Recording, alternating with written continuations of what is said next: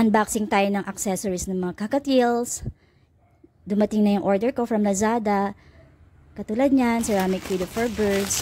And thank you nga pala sa Bird Essentials. Ang ganda ng packaging nila. Nawala kasi yung nila, syringe, kasi nga na-misplace.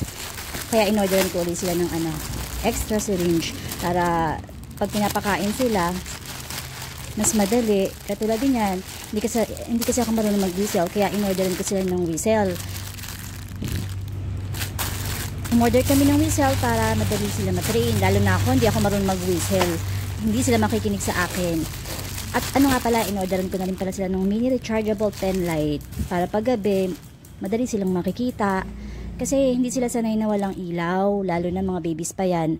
Ganun daw yung mga kakatiels, gusto nila maliwanag. Hindi pwede na walang ilaw. Kaya yan, tinry ko kung okay naman. Tapos, yan yung bird colorful swing with bell. Ang ganda niyan, nalagay na yan dun sa, sa cage nila. Sa next video, makikita nyo kung paano sila maglaro sa swing with bells nila. Enjoy nga sila dun eh. At saka kung matitrain ko na sila, kung paano, makakapagsalta kaya agad yun. Tignan natin sa next video kung ano yung first word na maituturo ko sa kanila. Antayin nyo at hindi ko alam kung ano nga, iniisip ko nga kung ano yung first word na ituturo ko dun eh. Pero alam nyo kung ano yun. Thank you for watching.